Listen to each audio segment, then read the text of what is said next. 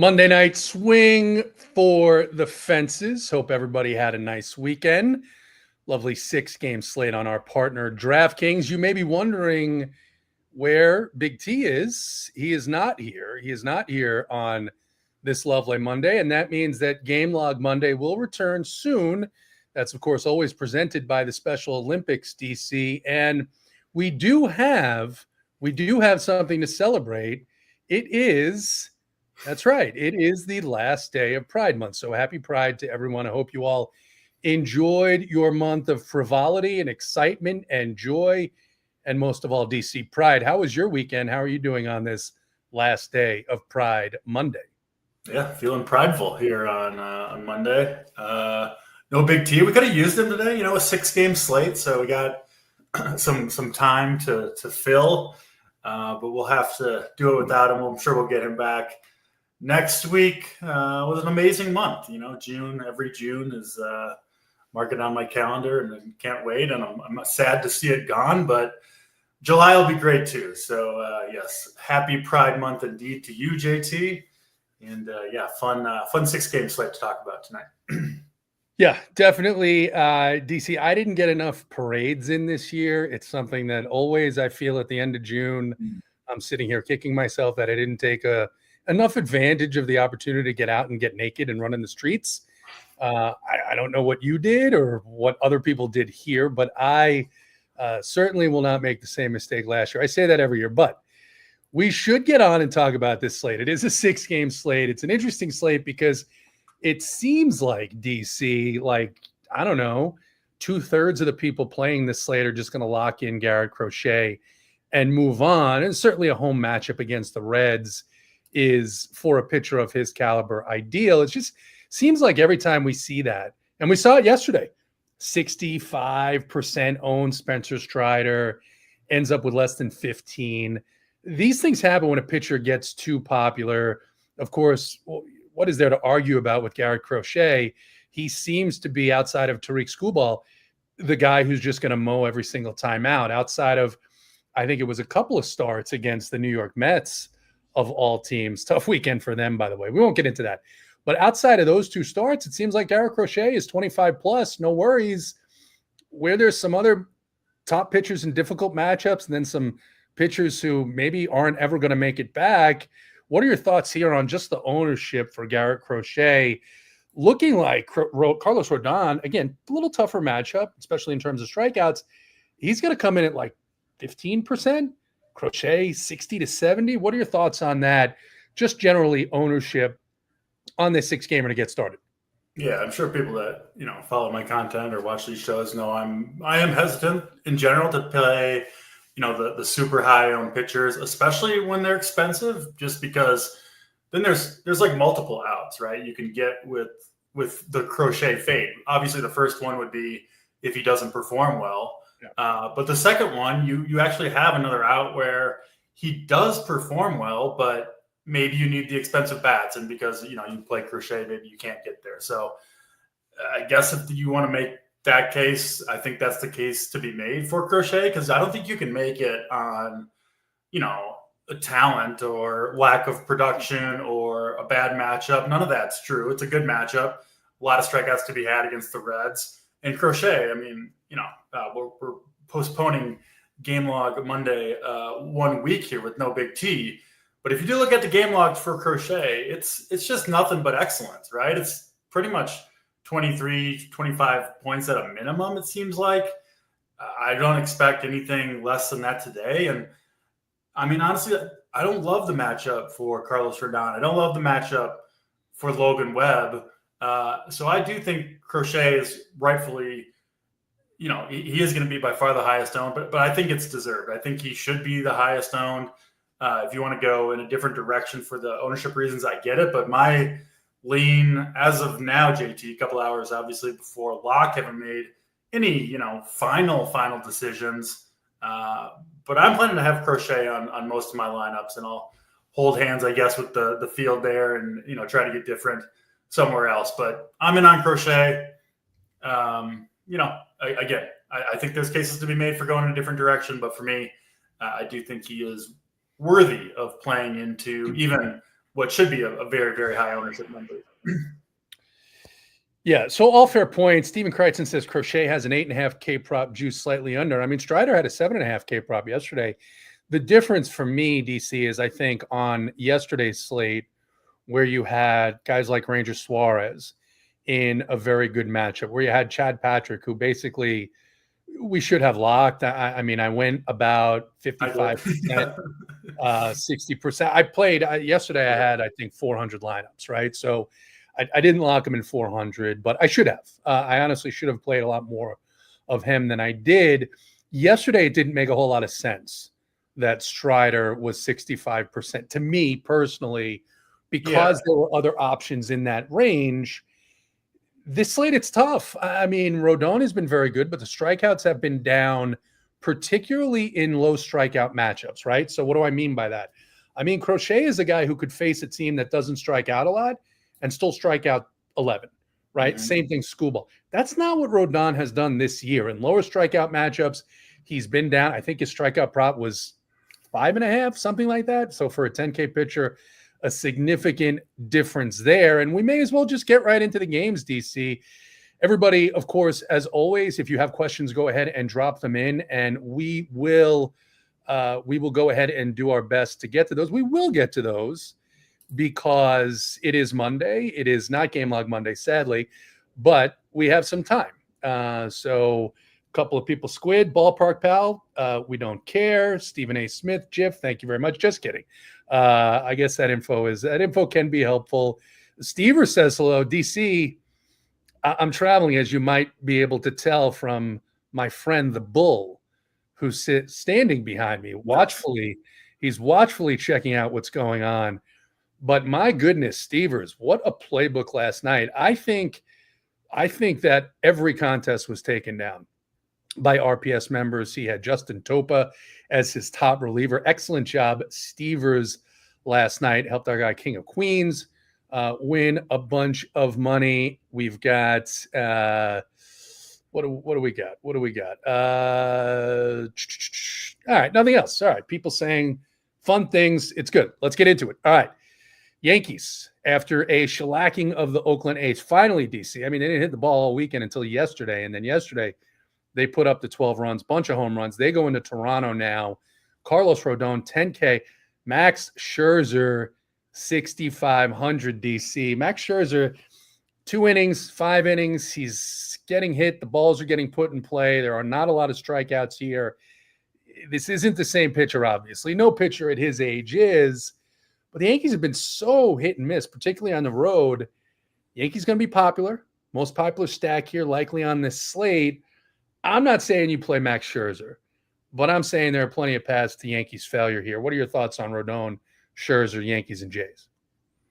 Yeah, so I actually mostly like the hitting in this game, which is, a little bit interesting when you put the two name values, right? Carlos Rodon, Max Scherzer. Obviously, Scherzer, Hall of Fame pitcher, but it's, Father Time remains undefeated, JT. And he's kind of caught up to Max Scherzer, who has said, by the way, that I can't remember what the injury is that he's dealing with, but he's basically like they can't figure it out. And so he's just going to have to pitch through it. No. If you look at the stuff, it's obviously in pretty steep decline from what he once was. Did not pitch particularly well last year in limited innings. And I think he's at best a league average pitcher, but possibly, I think, significantly worse than that. And the interesting thing, if you look, we've been playing DFS a long time.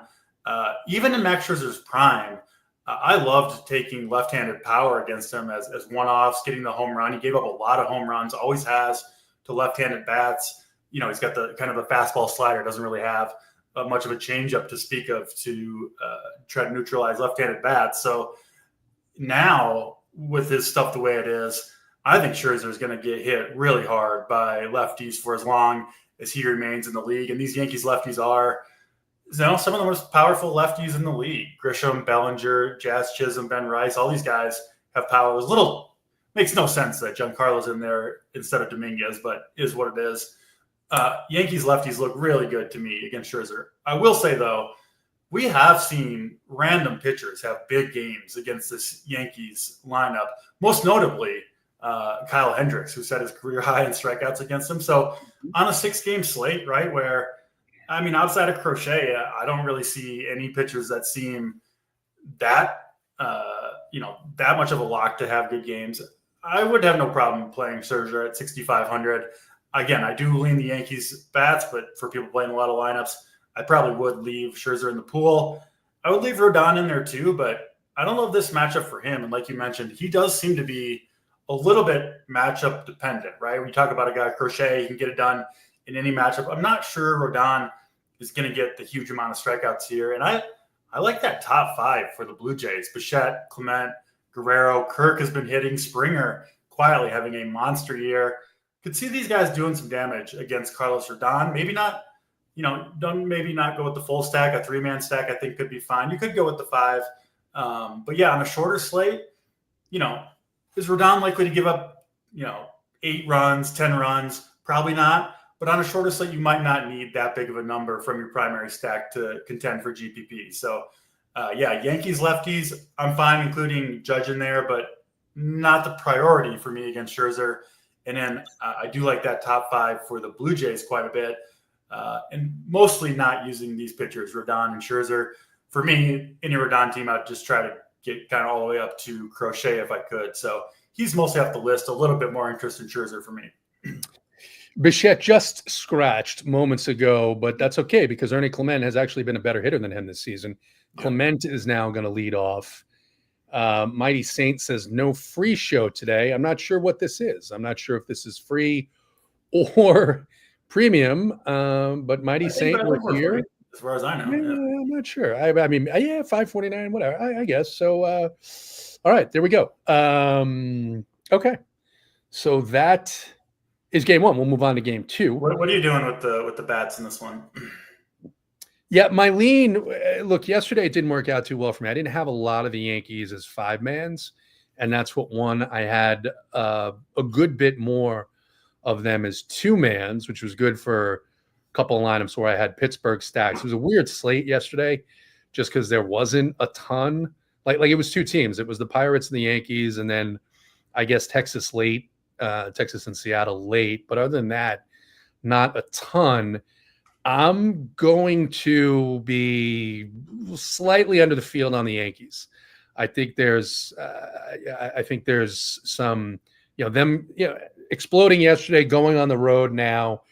Scherzer, is probably not going to end up in my pool, but 6,500 is sort of too cheap. He's probably going to go 5-6 innings, give up 4 runs.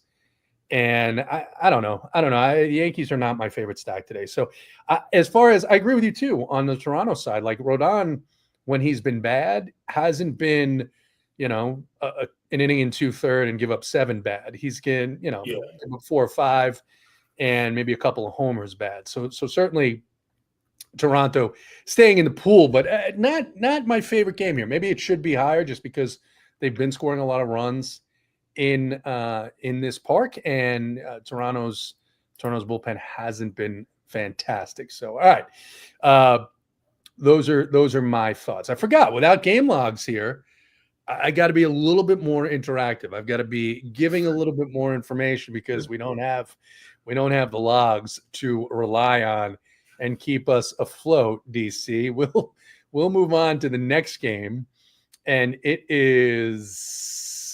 I'm sure you're going to have some thoughts about this one. It is in Boston. We did talk about Garrett Crochet, 10-7. They host the Reds, DC. But the story here, you were all over this guy. His first major league start. Chase Burns, 8K in Boston. The first major league start, look, the first 2 innings, 3 innings looked like maybe he was going to go for 30 plus fantasy points. Then, like every rookie, second time through the order, they pick up a thing or 2 on the delivery. And he still ended up fine, 17 fantasy points. Now he goes on the road. Now there's some tape on him. Now there's some video that players can take a look at and see, all right, what do we adjust to that maybe the Yankees didn't their first time through the order? What are your thoughts here on the Reds and the Red Sox?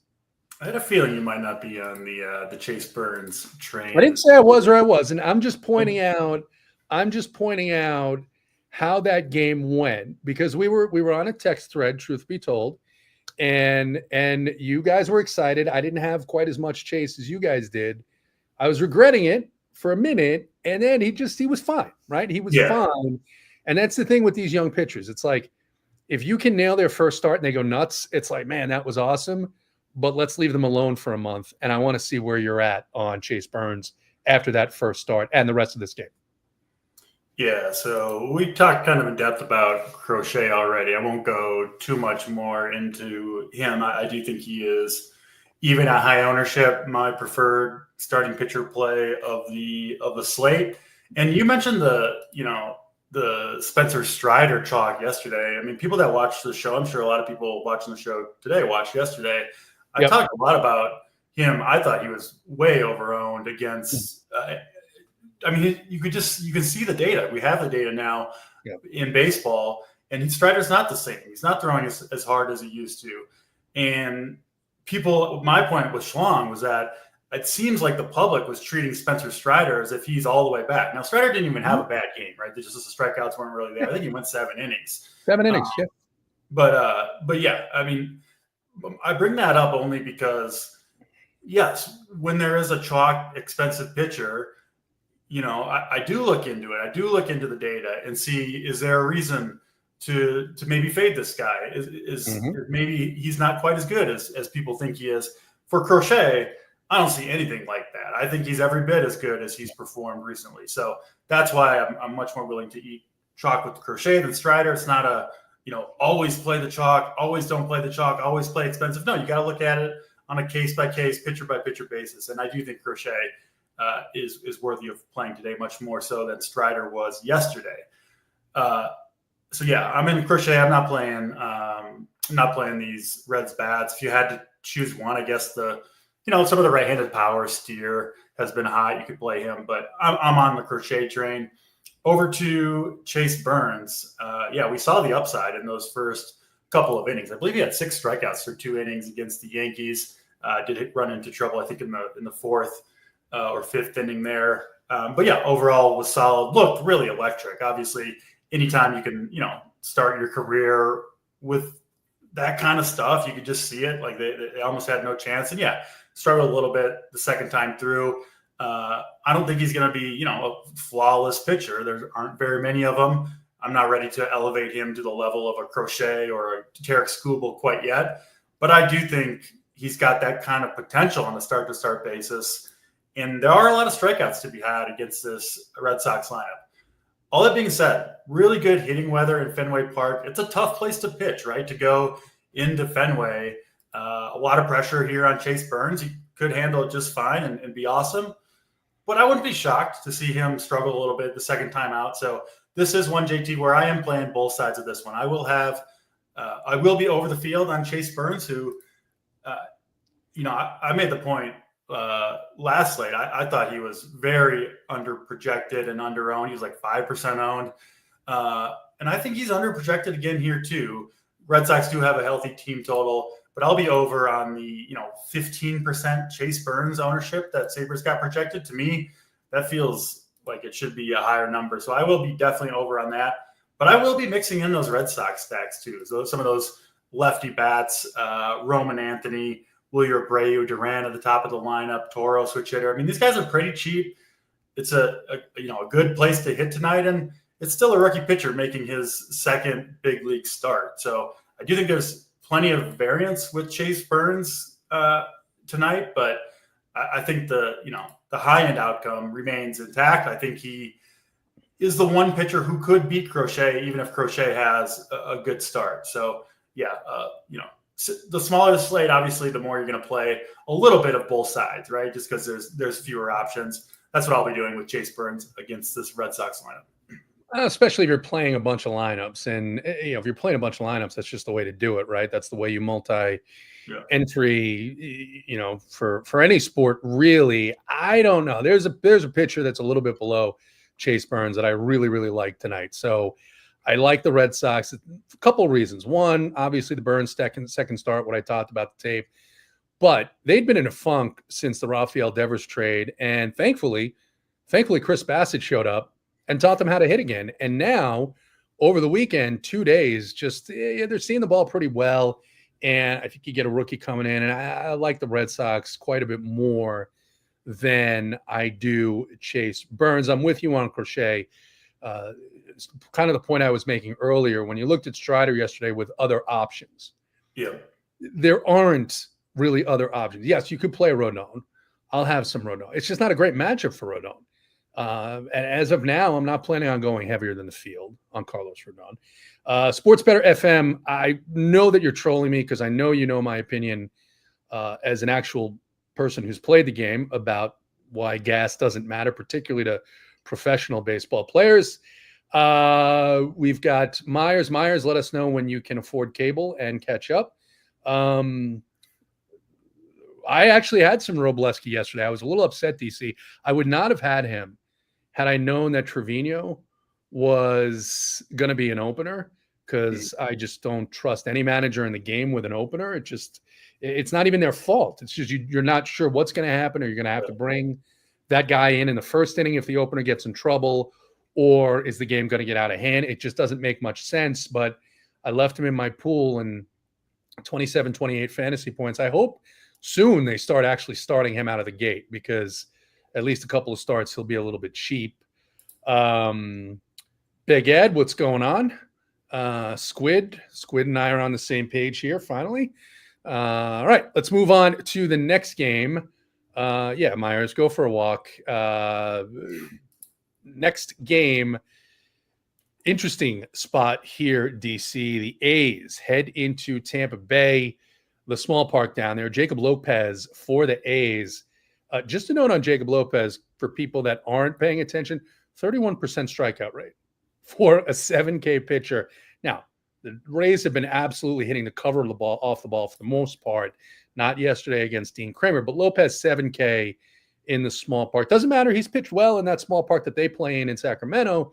Drew Rasmussen, who's turned his season around, he is 7,500. The big news for the Sacramento, or the no city name Athletics, is that Shea Langoliers has been activated off of the injured list. They have really been missing the power, in my opinion, of Langoliers in the middle of this lineup. It's a tricky spot. You got two pitchers who've been pitching well. Lopez 7K, Rasmussen 7,500. Two offenses, more so the Rays, been really hitting well. Good weather, small park. What are your thoughts here, DC? Yeah, I'm not sure what to make out of Jacob Lopez. I don't think he was really on anybody's radar coming into the season. A 27-year-old lefty, throws 90 miles per hour. Yeah. But I mean, the results have been there. Start after start, he's racking up the strikeouts. He's getting swings and misses. The metrics, the performance metrics look good, even if the stuff doesn't necessarily look good. So, I think by far the most likely thing is he's not quite as good as he's shown recently, right, but he's probably a decent arm. He's done it over a decent sample size in reasonable matchups. So, yeah, I think at 7K, you got to take a look at Lopez, at least for the upside, right? I do think both of these pitchers have significant downside just playing in this park. It's obviously very hitter-friendly, but I think there could be strikeouts for either of these pitchers in this matchup. So it could be one that goes either direction. Lopez, I mean, he's 7K. He's giving you 90 plus pitches in each of the last 5 games, at least 5 strikeouts in all 5 of those games. He faced Houston, who's all right-handed. KC does a good job making contact, and he racked up the strikeouts against both those teams. So, yeah, Lopez might need to get a little bit more of him than I currently have or plan on playing. And Rasmussen, I kind of think he's a little bit of a floor option here. He pretty much goes 5 innings, sometimes 6, every time out. Never more than 6. Hasn't pitched more than 6 innings in any start this season. But he does almost always give you those 5+ innings. He's cheap at 7,500. We know there's a lot of strikeouts against this A's team, and he's pitched well. I think he's a pretty good pitcher in general. So, yeah, to me, if you're looking at, just comparing these two pitchers, I think Rasmussen is the higher floor, but, Jacob Lopez, I think, has the better chance at, say, 25+ fantasy points. 7 innings, right? 7 innings. And there was a good, I think it was in the Athletic. It was about 10 days ago. And I failed. I should have shared it with the Discord, but about how the Rays have changed their approach to pitching, because one of the things that was surprising to me, they haven't used an opener this year so far. And of course, they're the team that created the opener, used to rely on it very heavily. And they said, no, we have a bunch of guys now who we feel can go 5-6 innings and not worry about, getting them into the game towards the back half of the order. But more importantly, they focus more on pitching to contact and pitching to weak contact. And they quoted Pepio in that article, quoted Rasmussen, who said, yeah, we understand we're going to get a few fewer strikeouts, but maybe we can go 6 innings. So just keeping in mind that organizational philosophy when you're thinking about Rays pitchers, in order to hit a ceiling, these guys need to be super efficient. They just need the total outlier game because they're not going to get it from their managers. That's why it's always kind of amusing when one of them is chalk, like 50% owned, because it's just like, no, I'm going to fade them because the chances of them actually getting to a ceiling with their organizational philosophy are so low. But on this slate, yeah, I think Rasmussen's fine. I don't think I'm going to be higher than the field on either of these guys, but I think they're fine. Joe Ruff, I'm sorry. Like I said, I failed. I'll find it. I'll share it in the Discord. It may not be tonight, but I promise I will share it with you. Yeah. What are you doing with Lopez? Yeah, he's going to come in very low owned. And as of right now, I don't have plans to go very heavily over the field because this is the thing. You mentioned him probably pitching above his head, right? I mean, for right now, he's sort of been what the Mets hoped David Peterson would be, but has not, right? Really good, really efficient, a lot of strikeouts, just hasn't happened. But I don't think that this is the long. I don't think he's a 31% pitcher long term. No. It's amazing. It's impressive. Yeah. But the same way that I was talking about tape with Chase Burns applies even more heavily to Jacob Lopez because he's made more major league starts. And so if I'm betting, I would bet more on the line of, yeah, this is probably the start that the Rays get to him. I feel put up a bunch of runs especially with that bullpen that just got absolutely marauded by the Yankees yesterday. The Rays seem to be going on their own here. Yeah, I think that makes sense if you're not on Lopez. Get some of those Rays guys in your lineup. Yandy Diaz looks good to me. Caminero, obviously big power at the top of the lineup. And hey, I really, I've missed the boat on Lopez. I really haven't played him much over this run that he's had. And usually, if you try to jump on board after you miss 3 or 4 or 5 good starts, typically doesn't go super well. I played him that Royal start. I had a bunch of him that Royal start, and sometimes DC, you don't want to be greedy. You don't want to be greedy. That's what my friend behind me is telling me. He's staring at me saying, don't be greedy tonight. So let's not be greedy tonight. Let's jump on the Rays train. All right, the next game, speaking of greedy, the Orioles and the Texas Rangers. Patrick Corbin at 6K DC against an Orioles team on the road. Trevor Rogers, 6,300 for the O's. This one with about an 8.5 total. Interesting spot here. Interesting spot on both sides. Not so much the pitching, but the hitting. Can the Rangers finally hit the ball against Trevor Rogers and these Orioles? DC, what are your thoughts on this game? Yeah, I just have a hard time clicking Patrick Corbin, on any slate really. So I'm probably not going to do it. But man, if you look at that Orioles lineup, there's a lot of strikeouts in that lineup. Maybe not for Corbin, but, in general. So I don't know. I like Scherzer, I think, a little bit better than Corbin if you're going super cheap. And then I also like Trevor Rogers quite a bit better than Corbin. Rogers, I don't know if you remember, JT, a couple of years ago, he had a pretty good, season, a pretty good run for the Marlins where he was good for, 4 or 5 months in a row. Yeah. I believe something happened, like a pretty big family crisis, something like that. And he missed some time, had some injuries.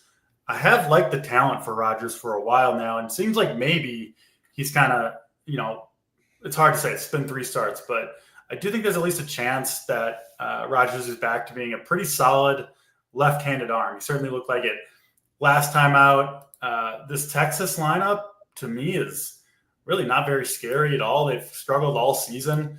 it's a good place to pitch in Texas, right? In the Dome, pretty spacious ballpark there. So I actually think Rogers has quite a bit going for him here. He is my favorite cheap pitcher on this slate at 6,300. Obviously, a good cheap option. I mean, Rasmussen, Lopez, I think are okay options too, but Rogers is the one that I'm looking at most closely. Will I be shocked if, he goes back to being a pumpkin? Of course not, but I do think he's got a pretty good chance at having a good outing, maybe getting you 5, 6, 7 strikeouts against this Rangers team, who have a pretty ugly lineup out there today, to be frank. So, yeah, I'm in on the Rogers train. I don't know what to do with the Orioles. They do not inspire much confidence for me, JT, but they are facing Patrick Corbin, so I think you at least got to consider them. But mostly in this game, what I'm looking at is Mr. Rogers, who I do like as a cheap pitching option. All right, Mr. Rogers for DC.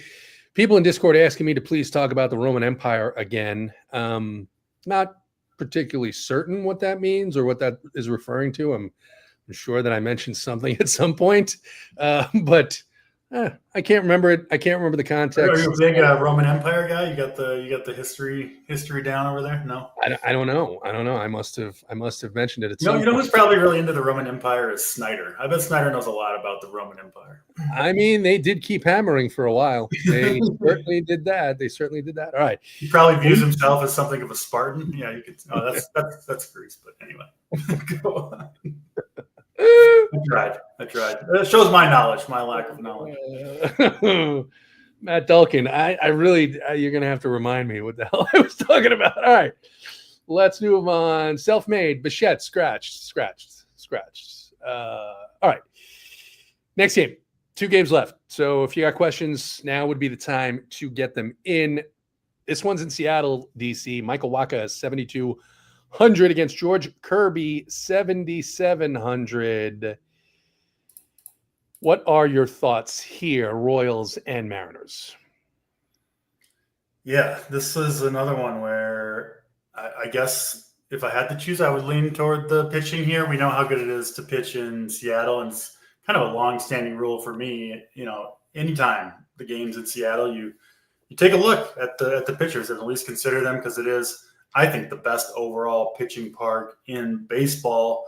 And yeah, you get 2 decent right-handers. George Kirby has not looked super great this season, frankly. Now he does obviously get to pitch at home here, which has made a big difference for him. And he gets this Royals offense, which remains popular, it seems like, on a nightly basis, but often doesn't do a whole lot, which I don't think they're going to be popular tonight, but I don't really expect them to do a ton. I just don't know if Kirby is going to get enough strikeouts to get there. I think I slightly prefer Rasmussen.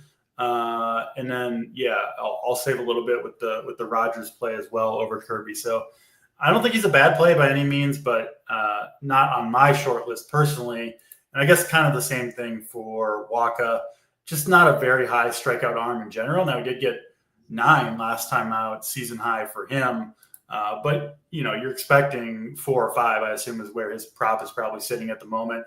Good strikeout matchup against the Mariners, but also a team that can obviously do some damage with Camporeale in the middle of that order. So kind of lower on both these pitchers, but I think they're both very, very reasonable plays. Wouldn't really talk anybody off of either one. Guessing you might be in on one or the other of these guys. Yeah, I'm much higher than you on George Kirby. 7,700, way too cheap. I understand the game log Monday. I understand the game logs don't look pretty. Last 2 starts on the road, though, you mentioned much better at home. Mm-hmm. And 4.5K prop, slightly juiced over. I'm fine. The issue here is on this slate, who gives me 8-inning complete game upside, 8-inning or complete game upside. George Kirby for 7,700 against this Orioles team that just really has not been doing much of anything against right-handed pitching. He goes 8 innings, he'll get 6-7 Ks. He may be the highest scoring pitcher on the slate if he does that, even if Crochet does what he does and gets 28-32. So I'm much, much higher on George Kirby. He's coming in, teens, 20% owned. I'll be at least double that, maybe not more. I think Crochet Kirby lets you do anything you want to do. bats wise. So Kirby is a guy that I am high on, and I'll be, if the Royals are popular under the field, Mariners, even with the field, perhaps slightly higher, just because maybe higher on two mans, because you got Cal Raleigh in there, who's just been, along with Aaron Judge, the most incredible home run hitter so far this year in baseball. So give me Kirby, and as far as Waka, I don't know. I mean, if he sneaks into the build at field ownership level, I don't necessarily have an issue with it, but I'll probably be so much higher on Kirby that I don't get a lot of a guy like Michael Waka. Hopefully people keep playing the Royals, because I'm definitely not in on the Royals train. I'll mix in some Kirby as well. Yeah. Last game of the slate is in Arizona. San Francisco and Logan Webb. Logan Webb 9,700. Ryan Nelson 6,700. So DC, let me preface this by starting with Logan Webb, who people, including myself and the game logs, the statistics have borne this out. Logan Webb, generally a pitcher you really want to get exposure to, more so when he is at home in that big stadium in San Francisco. This year, he's actually been better by degrees on the road. Not better than at home, but he's been a pitcher that you can play on the road. Now, the issue here, of course, is the Arizona lineup. Not a ton of strikeouts in there. Webb is 9,700. I don't hate Webb. I don't love Webb. But we got to talk about Ryan Nelson, because a couple of years ago, and I think for parts of last year, Ryan Nelson looked like he was ready to take that next step. Looked like he was going to be a really good pitcher. Now he gets a Giants team that, hold on, let me check my notes. Oh, they couldn't hit the fucking White Sox, DC. They were owned all weekend long, and they put up nothing against the likes of Aaron Savali and Adrian Hauser and Jordan Leisure. Why aren't people interested in Ryan Nelson against this offense at 6,700? Yeah, I played a ton of him in that last start against the White Sox. He was pretty good in that one for a cheap price point, and actually has had 3 good starts in a row. So he's looked good out there. I would kind of compare him maybe to a Rasmussen, where I don't think you're going to get more than probably 5 innings, maybe 6 out of Nelson, but I do think they'll be pretty solid innings while he's out there. He does throw a ton of fastballs, which profiled super well against the White Sox last time out, a little bit less so against this Giants team. But like you said, it's not a scary matchup. Devers hasn't really been hitting much for the Giants yet, and just not a lot of scary bats in this lineup outside of him. So, yeah, I think Nelson could absolutely pitch well here. It does seem like there's some pretty reasonable cheap pitching options. I liked Rogers. I think you could play Nelson. I think Lopez has upside.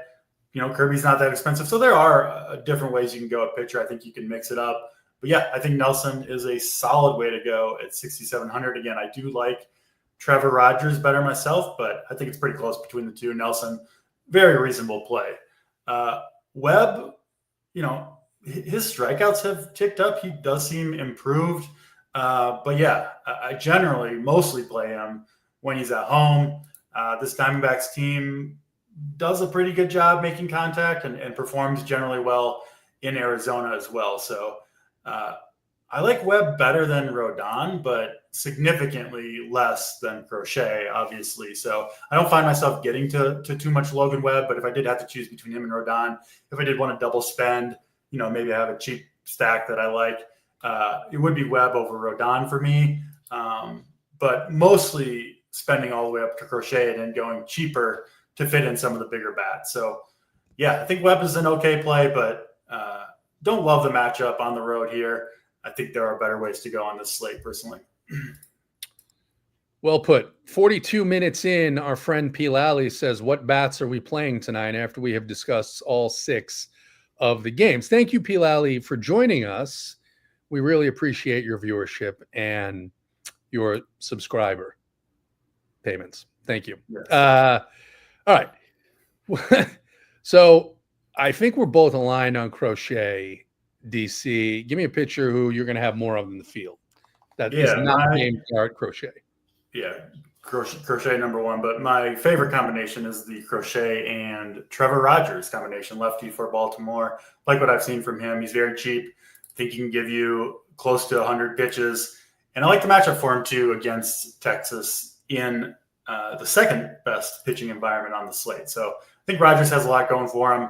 Not again, $6,300 for a reason. He's going to be lower owned for a reason, but I think he's better than that price tag and better than the ownership would have you believe. So, yeah, Crochet and Rogers, my favorite combination today.